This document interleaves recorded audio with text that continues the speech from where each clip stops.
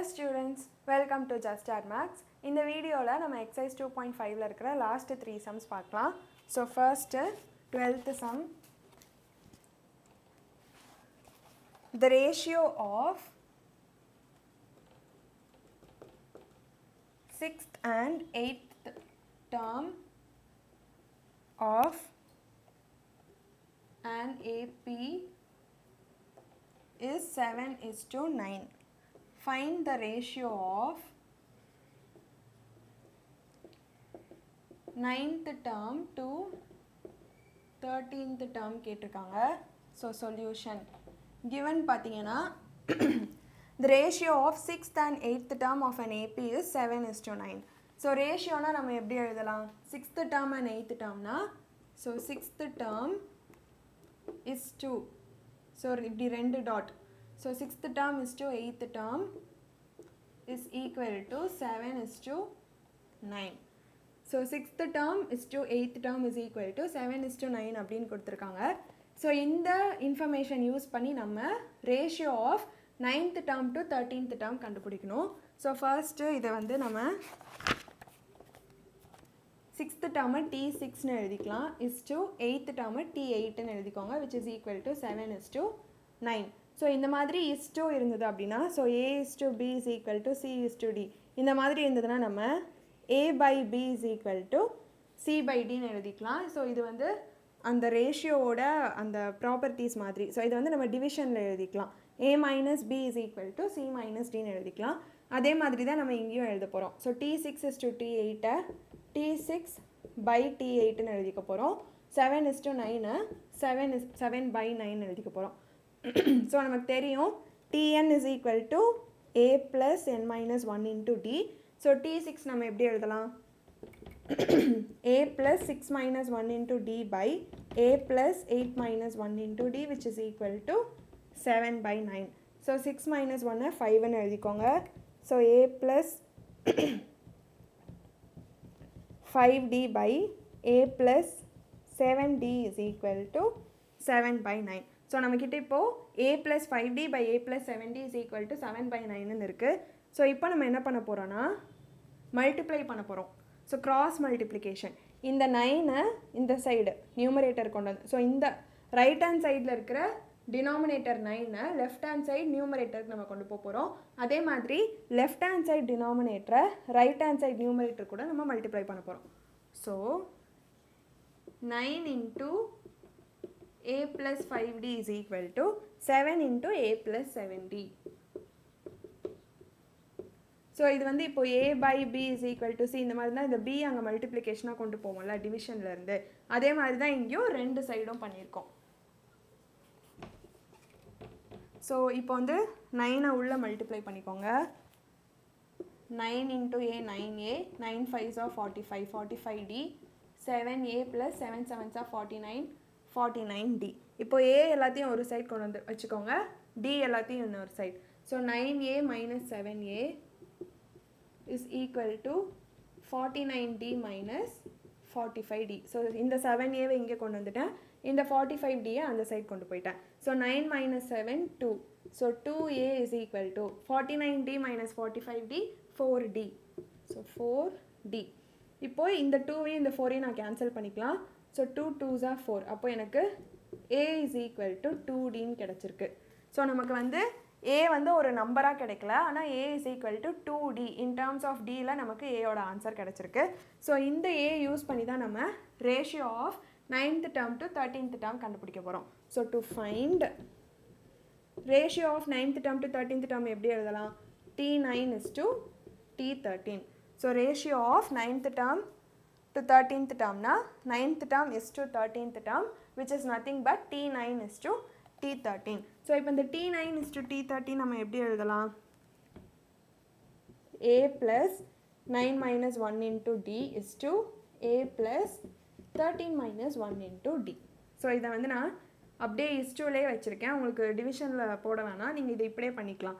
So Tnோட ஃபார்மில் apply பண்ணியிருக்கேன். So a plus 9 minus 1 into d is to a plus 13 minus 1 into d. So இந்த a plus 9 minus 1 into dக்கு பதிலாக a plus 8d is to a plus 12d which is equal to a plus 8d. அதில் நம்ம ஏக்கு பதிலாக மேலே கண்டுபிடிச்சிருக்கோம் இல்லையா, a is equal to 2d. நீங்கள் 2d சப்ஸ்டியூட் பண்ணிக்கலாம்.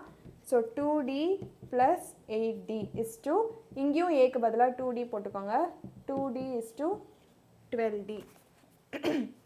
ஸோ நான் ஏக்கு பதிலாக 2d சப்ஸ்டியூட் பண்ணியிருக்கேன் ரெண்டு இடத்துலையும். ஸோ இப்போ நமக்கு 2d plus 8d என்ன வரும்? 10d.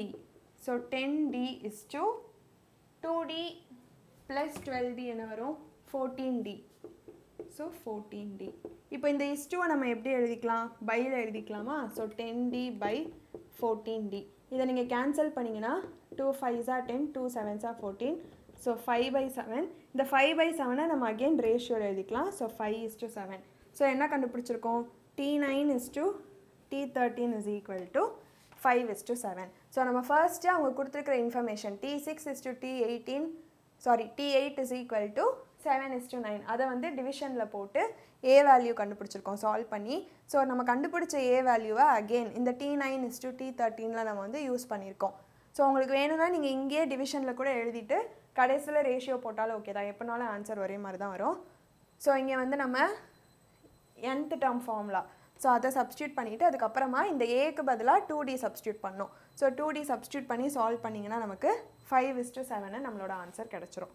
ஸோ இப்போ நம்ம 13th சம் பார்க்கலாம்.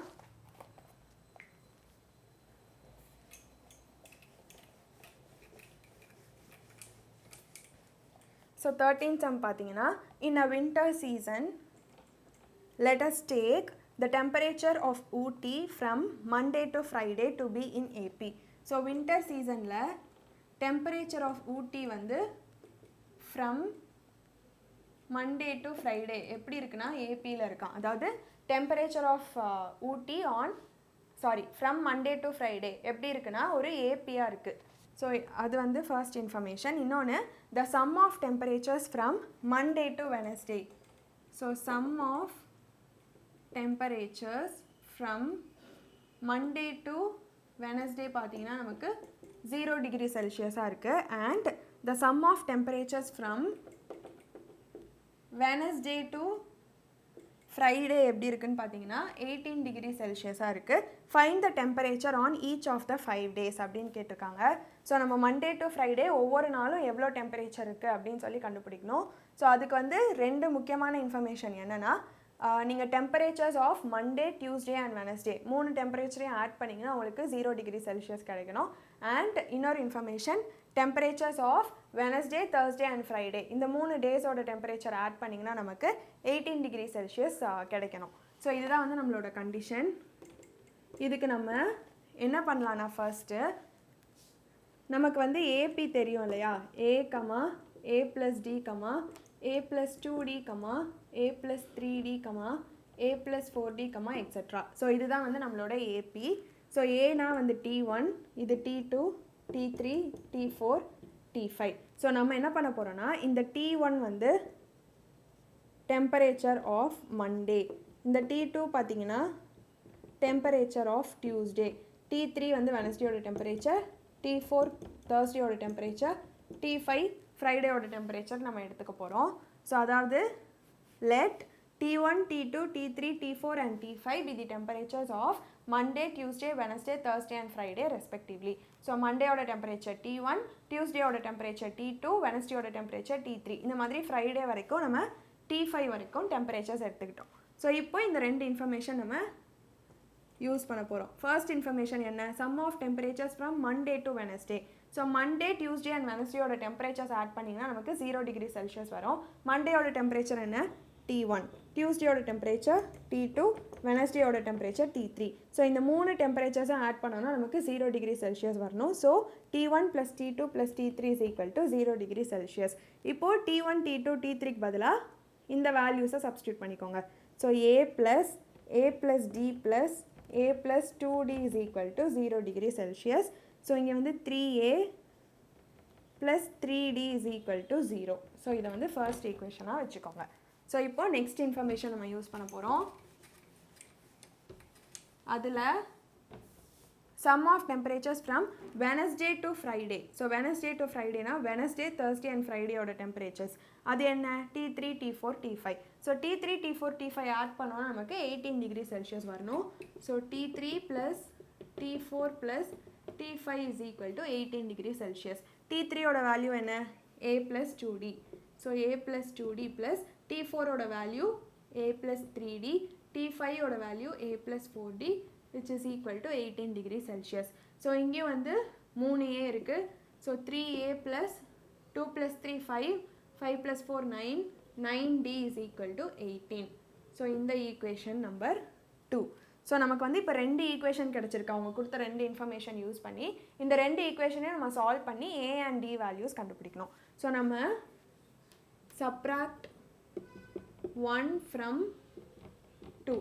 ஸோ நம்ம வந்து 2 minus 1 பண்ண போகிறோம். So second equation minus first equation. Second equation எழுதிக்கோங்க 3A plus 9D is equal to 18. First equation வந்து 3A plus 3D is equal to 0. So 3A plus 3D is equal to 0. இது ரெண்டையும் நம்ம subtract பண்ணுறோம். So ஒன்னோட ஈக்குவேஷனோட சைன்ஸை நம்ம மாற்றணும். So minus minus. So 3A minus 3A 0. 9 minus 3 6. So 6D which is equal to 18 minus 0 18. So Dயோட value 18 by 6 3ன்னு கிடச்சிருக்கு. ஸோ நமக்கு வந்து D is equal to 3ன்னு கிடச்சிருக்கு. ஸோ இந்த D is equal to 3ங்கிறத நம்ம ஃபர்ஸ்ட் ஈக்குவேஷனில் சப்ஸ்டியூட் பண்ணோம்னா நமக்கு Aயோட வேல்யூ கிடச்சிரும். Substitute D is equal to 3 in equation 1. So 3A plus 3 into 3 is equal to 0. 3A plus 9 is equal to 0. 3A is equal to minus 9. A is equal to minus 9 by 3 minus 3. So A is equal to minus 3. So நமக்கு D யோட value 3ன்னு கிடச்சிருச்சு. A யோட value minus 3ன்னு கிடச்சிருச்சு. இந்த ரெண்டையும் நம்ம இந்த APயில் substitute பண்ணோன்னா நமக்கு temperatures of Monday to Friday கிடச்சிரும். ஸோ இப்போ நம்ம A and D வேல்யூஸை இதில் சப்ஸ்டியூட் பண்ணோம். So temperature of Monday T1 is equal to A is equal to Aயோட வேல்யூ -3. ஸோ -3 டிகிரி செல்சியஸ்னு எழுதிக்கோங்க. ஏன்னா நம்ம டெம்பரேச்சரில் தான் நம்மளோட ஆன்சர் கொடுக்கணும். அதனால -3 டிகிரி செல்சியஸ். இப்போது temperature of Tuesday T2 is equal to A plus D is equal to. So A oda value -3, D oda value +3. So -3 plus 3, 0 degree Celsius. இப்போ temperature of Wednesday T3 is equal to A plus 2D is equal to -3 plus 3 into 2, -3 plus 6, 3 degree Celsius. அதே மாதிரி temperature of Thursday T4 is equal to A plus 3D is equal to -3 plus 3 into 3 which is equal to -3 plus 9, 6 degree Celsius. Next temperature of Friday. So temperature of Friday. Friday oda temperature T5. So T5 is equal to A plus 4D which is equal to -3 plus 4 into 3 -3 plus 12 9 degree Celsius. So நம்மளோட answer பார்த்தீங்கன்னா -3 degree Celsius, 0 degree Celsius, 3 degree Celsius, 6 degree Celsius and 9 degree Celsius. So நீங்கள் answer எடுத்து எழுதும் போது the temperatures of Monday, Tuesday, Wednesday, Thursday and Friday are -3 degree Celsius, 0 degree Celsius, 3 degree Celsius, 6 degree Celsius and 9 degree Celsius respectively அப்படின்னு எழுதிக்கோங்க. ஏன்னா நமக்கு ஒவ்வொரு டேயோட டெம்பரேச்சரும் கேட்டிருக்காங்க. ஸோ இந்த 5 டெம்பரேச்சருமே நீங்கள் வந்து கம்மா போட்டு ஏபியில் எழுதுகிற மாதிரி எழுதிக்கணும். So -3 degree Celsius, 0 degree, 3 degree, 6 degree and 9 degree. So கம்மா போட்டு இந்த மாதிரி உங்களோட ஆன்சரை எழுதிக்கோங்க. ஸோ உங்களுக்கு வந்து இதில் ஏபி கரெக்டாக தெரியணும். And Monday to Wednesday first 3 add பண்ணிங்கன்னா 0 வரணும். நெக்ஸ்ட்டு வெனஸ்டே டு ஃப்ரைடேக்கு ஆட் பண்ணிங்கன்னா 18 வரணும். ஸோ அந்த 2 கண்டிஷன்ஸ் யூஸ் பண்ணி நம்ம A and D வேல்யூஸ் கண்டுபிடிச்சிட்டோன்னா நமக்கு ஆன்சர் ஈஸியாக வந்துடும். ஸோ இப்போது last sum. So 14th some.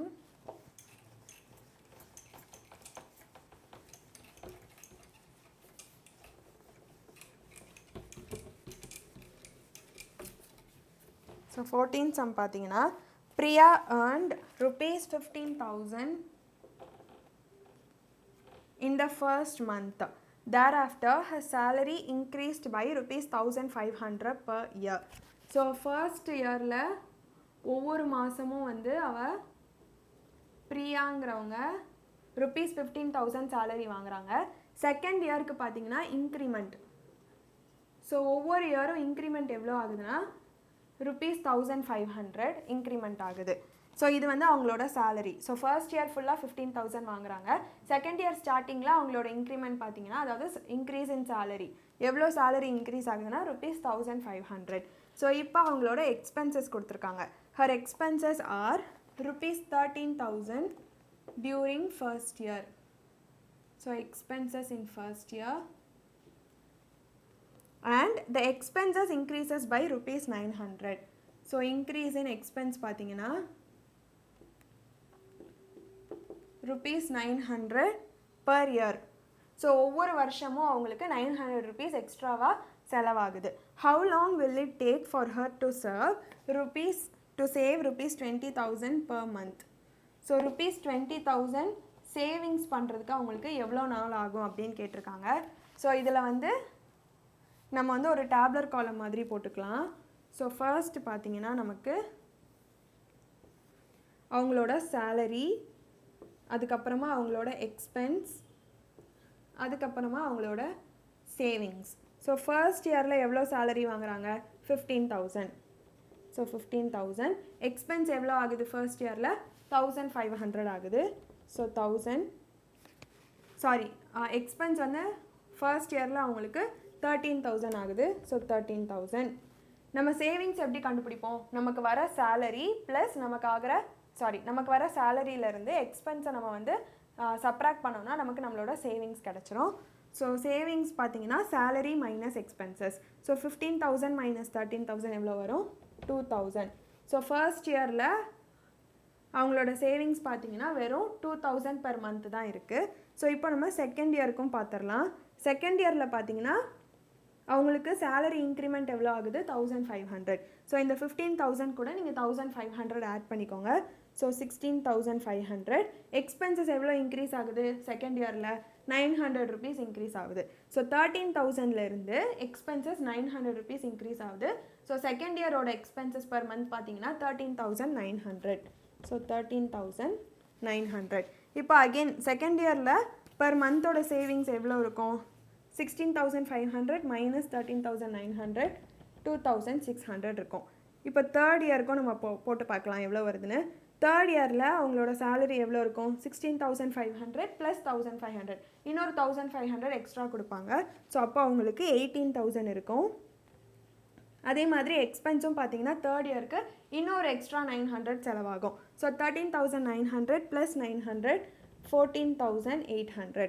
இப்போ 18,000 மைனஸ் 14,800 பார்த்தீங்கன்னா நமக்கு 3,200 தான் தேர்ட் இயரில் அவங்களோட சேவிங்ஸ் பர் மந்த்தாக இருக்கும். ஸோ இந்த மாதிரி ஒவ்வொரு வருஷமும் அவங்களுக்கு 2,000 2,600 3,200 இந்த மாதிரி தான் சேவிங்ஸ் வந்து போயிட்டே இருக்குது. நம்மளோட கொஸ்டின் பார்த்தீங்கன்னா how long will it take for her to save rupees 20,000 per month? இப்போதைக்கு இவங்க வந்து 2,000 2,600 3,200 இவ்வளோ சின்ன அமௌண்ட் தான் சேர்த்துட்ருக்காங்க. இதே மாதிரி எக்ஸ்பென்ஸ் அண்ட் சேலரி இவங்க கொடுத்துருக்கிற கண்டிஷன்லேயே போச்சுன்னா 20,000 per month சேவ் பண்ணுறது எவ்வளோ நாளில் வரும் அப்படின்னு கேட்டிருக்காங்க. அதாவது நம்ம TN is equal to 20,000 இது இப்படி எடுத்து கண்டுபிடிக்கணும். பிகாஸ் இந்த 2,000 2,600 3,200 இது எல்லாமே வந்து ஏபியில் இருக்குது கரெக்டாக. பிகாஸ் காமன் டிஃப்ரென்ஸ் வந்து 600. ஸோ 2,600 மைனஸ் 2,600 3,200 மைனஸ் 2,600 அகெயின் 600 தான். ஸோ இந்த சேவிங்ஸ் வந்து நமக்கு ஒரு ஏபியில் இருக்குது. ஸோ அதாவது 2,000 2,600 3,200 etcetera is in AP. So இந்த இப்படியே வந்து ஏபியில் இருக்குது அவங்களோட சேவிங்ஸ். ஸோ இப்படியே போயிட்டே இருந்ததுன்னா இந்த 20,000 வரும். இந்த 20,000 எந்த மந்தில் வரும் அப்படின்னு நம்ம கண்டுபிடிக்கணும். அதாவது நம்ம என்னோட வேல்யூ கண்டுபிடிக்கணும். ஸோ இந்த மாதிரி நம்ம சம்ஸ் ஏற்கனவே பார்த்துருக்கோம். அதுலேருந்து கொஞ்சம் இது சேலரி எக்ஸ்பென்ஸ் அந்த மாதிரி கொடுத்துருக்காங்க, அவ்வளோதான் வித்தியாசம். ஸோ 20,000 வந்து எந்த டேர்மில் வரும் அப்படின்னு நம்ம கண்டுபிடிச்சோன்னா அந்த 20,000 அவங்க சேவ் பண்ணுறதுக்கு எத்தனை இயர்ஸ் ஆகும் அப்படின்னு சொல்லி நம்ம கண்டுபிடிச்சிடலாம். ஸோ அதுக்கு நம்ம TN இஸ் ஈக்குவல் டு 20,000 எடுத்துக்கோங்க. நமக்கு ஜென்ரல் டேர்ம் ஃபார்முலா தெரியும். A + n - 1 × D is equal to 20,000. இங்கே ஏயோட வேல்யூ 2,000 பிகாஸ் ஃபர்ஸ்ட் இயரில் அவங்களோட சேவிங்ஸ் 2,000. என்னோட வேல்யூ நமக்கு தெரியாது, அப்படியே வச்சுக்கோங்க. டி பார்த்தீங்கன்னா நமக்கு நீங்கள் சேவிங்ஸில் இருக்கிறது தான் எடுக்கணும். டி வந்து இங்கேயோ 1,500 900 எடுத்துறாதீங்க, ஆன்சர் தப்பாயிடும். நமக்கு சேவிங்ஸில் டிஃப்ரென்ஸ் எவ்வளோ இருக்குன்னு தான் நம்ம எடுக்கணும். ஏன்னா அவங்க 20,000 சேவ் பண்ணுறதுக்கு எவ்வளோ நாள் ஆகும் அப்படி தான் கேட்டிருக்காங்க கொஸ்டினில். ஸோ நமக்கு சேவிங்ஸில் இருக்கிற டி வேல்யூ தான் எடுக்கணும். ஸோ சேவிங்ஸில் இருக்கிற டி வேல்யூ பார்த்திங்கன்னா நமக்கு 600. ஸோ டிக்கு பதிலாக 600 போட்டுக்கோங்க. So 600 which is equal to 20,000. இப்போ இந்த 2,000 அந்த சைட் கொண்டு போயிடலாம். 600. So n - 1 × 600 is equal to 20,000 - 2,000 18,000. So 18,000. இப்போ இந்த 600 இங்கே மல்டிப்ளிகேஷனில் இருக்குது, அதை டிவிஷனில் கொண்டு போயிருங்க. n - 1 is equal to 18,000 by 600. So ஒரு 0 இன்னொரு 0 கேன்சல் ஆகிடும். 6 3s are 18, ஒரு எக்ஸ்ட்ரா 0 இருக்குது, போட்டுக்கோங்க.